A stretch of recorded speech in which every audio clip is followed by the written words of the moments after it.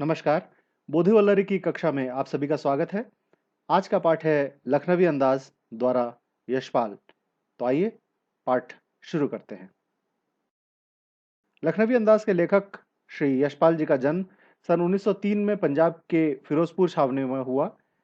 कांगड़ा से प्रारंभिक शिक्षा प्राप्त करके इन्होंने लाहौर के नेशनल कॉलेज से बीए की शिक्षा संपन्न की।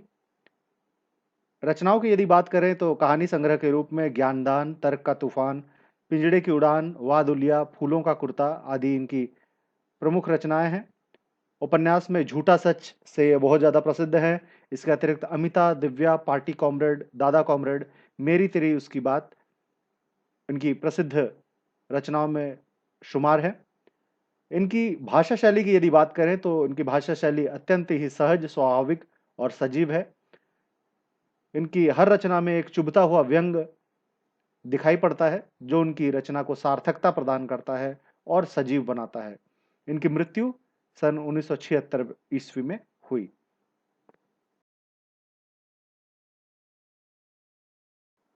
लखनवी अंदाज एक कहानी है।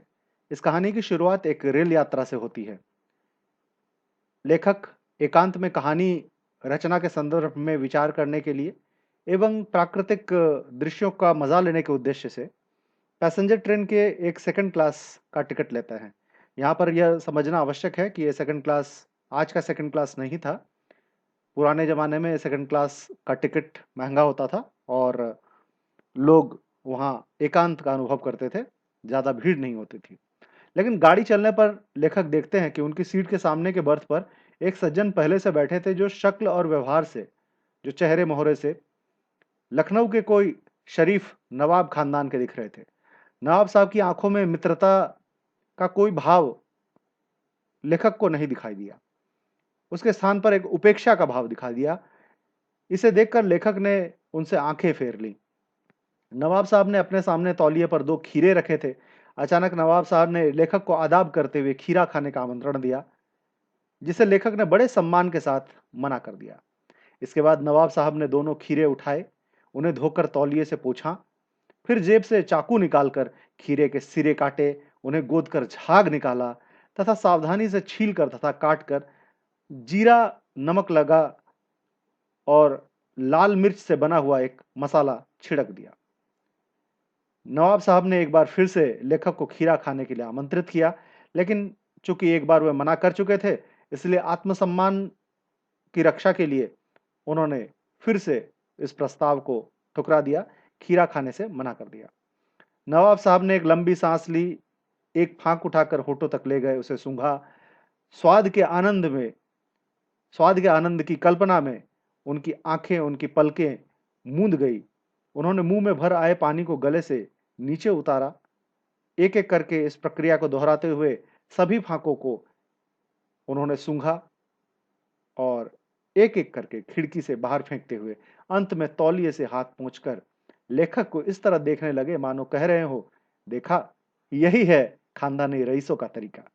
लेखक नवाब साहब के इस नजाकत भरे अंदाज को देखकर सोच में पड़ गए कि क्या ऐसे तरीके से कहीं पेट भी भर सकता है।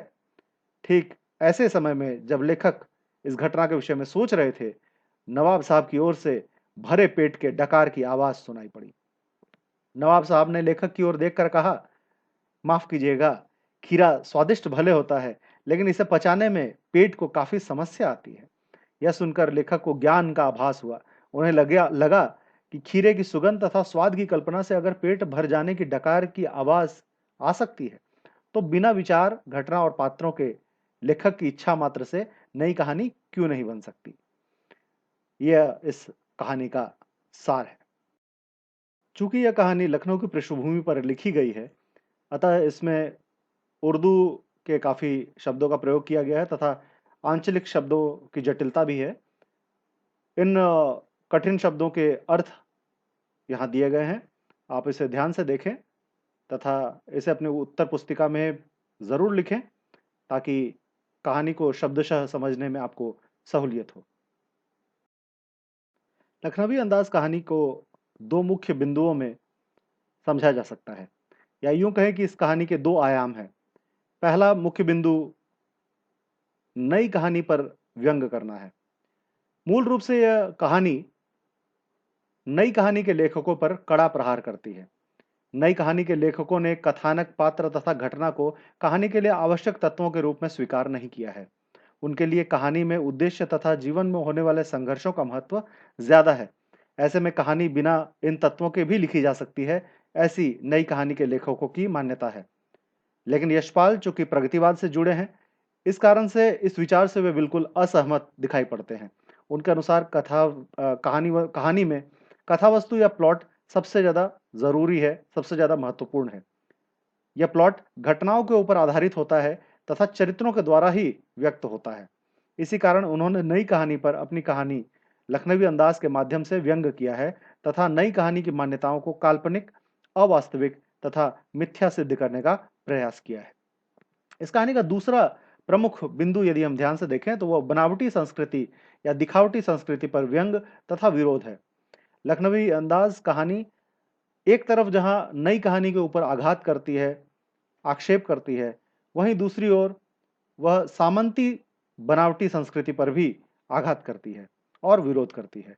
यह बनावटी संस्कृति जीवन की सच्चाइयों से दूर एक कल्पना जगत में रहना सिखाती है, जहां खीरे को सूंघकर ही पेट भरा जा सकता है तथा भरे पेट के डकार की आवाज तक निकाली जा सकती है।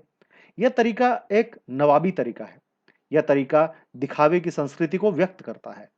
झूठी शान में छोटी से छोटी घटना में भी नजाकत खोज लेना तथा खुद को रईस सिद्ध करने की कोशिश में ऐसे लोग जीवन जीने के सही तरीकों से, सच्चे तरीकों से खुद को दूर करके एक अवास्तविक कल्पना जगत में खुद को जकड़ लेते हैं, कैद कर लेते हैं और साथ ही अपने काल्पनिक सच को ही सच समझ लेते हैं। यशपाल ने इस संस्कृति पर उपहास किया है, उसका मजाक उड़ाया है तथा उसे निकृष्ट सिद्ध किया है।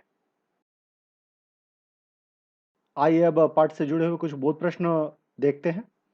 पहला प्रश्न, लेखक को नवाब साहब के किन हाव भावों से महसूस हुआ कि वे उनसे बातचीत करने के लिए तनिक भी उत्सुक नहीं है? दूसरा प्रश्न, नवाब साहब ने खीरे को खाने के लिए इतनी सारी तैयारी की, लेकिन खीरे खाने के बजाय उन्हें सूंघ कर बाहर फेंक दिया। आपके विचार से इसका क्या कारण हो सकता है? तीसरा, क्या बिना विचार पात्रों और घटनाओं की कहानी लिखी जा सकती है? आप लेखक के विचार से कहां तक सहमत हैं? और चौथा प्रश्न, नवाब साहब ने पहले लेखक की उपेक्षा की, फिर बाद में आत्मीयता दिखाई, ऐसा क्यों? आशा है पाठ से जुड़े हुए जो बोध प्रश्न यहाँ दिए हैं उनके उत्तर आपने सोचे होंगे और समझे होंगे। यहाँ पर उनके कुछ संभावित उत्तर दिए गए हैं, अपने उत्तरों से इनका मिलान करें। आइए अब इस पाठ के मूल कथ्य को ध्यान से देखते हैं। लखनवी अंदाज कहानी यूं तो व्यंग के माध्यम से यह समझाती है कि कहानी को किसी भी सूरत में, किसी भी हाल में बिना विचार पात्रों या घटनाओं के लिखा जाए तो उसे कहानी विधा के रूप में स्वीकार करना संभव नहीं होगा। स्वतंत्र रूप से उसे पढ़ा अवश्य जा सकता है, लेकिन एक कहानी विधा के रूप में उसकी मान्यता नहीं हो सकती। दूसरी तरफ यशपाल झूठी, दिखावे से भरी तथा एक अवास्तविक जिंदगी का खुलासा भी करते हैं, जो नवाबीपन के कल्पना जगत में खुद को जकड़े हुए है तथा धीरे धीरे पतन की ओर जा रही है। यह संस्कृति वह सामंती संस्कृति है जो अब भी अपने पुराने वैभव और इतिहास को सीने से लगाए, चिपटाए, आधुनिक तथा यथार्थ युग के परिवर्तन को समझ सकने में बिल्कुल असमर्थ है, जो यह भूल गई है कि दुनिया किस गति से आगे निकल गई है। यह संस्कृति एक बनावटी संस्कृति है, दिखावटी संस्कृति है। ऐसे लोग आज भी हमारे बीच हैं। लेखक इन नवाबी व्यक्तियों से, इन पुरातन पंथी व्यक्तियों से सावधान करते हैं, दूसरी ओर इन पर अपने लेखनी के द्वारा, व्यंग के द्वारा प्रहार भी करते हैं। तो मूल रूप से यह कथा एक ओर नई कहानी के ऊपर प्रहार करती है और दूसरी ओर नवाबी संस्कृति और दिखावटी बनावटी संस्कृति पर प्रहार करती है। यही इस कहानी का मूल कथ्य है।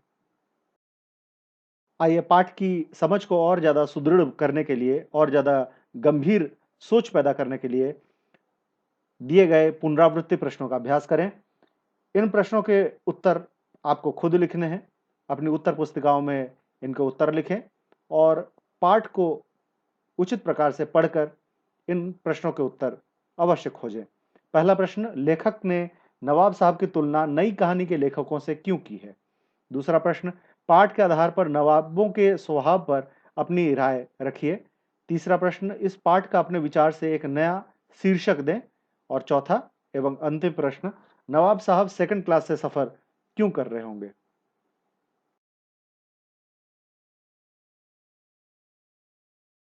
पाठ के अंत में गृह कार्य की योजना। पहला प्रश्न, प्रेमचंद की कहानी शतरंज के खिलाड़ी का अध्ययन करें तथा उसकी तुलना पाठ के नवाब साहब से करें। दूसरा प्रश्न, इस पाठ का मूल उद्देश्य अपने शब्दों में लिखें। तीसरा, नवाब साहब ने खीरे खाने के लिए जो तैयारी की उसे अपने शब्दों में लिखिए। और चौथा एवं अंतिम प्रश्न, नई कहानी के 3 लेखकों के विषय में जानकारी एकत्र करें तथा उनका संक्षिप्त परिचय लिखें। आज के पाठ में इतना ही। अगली प्रस्तुतियों के साथ शीघ्र ही मुलाकात होगी। तब तक के लिए धन्यवाद।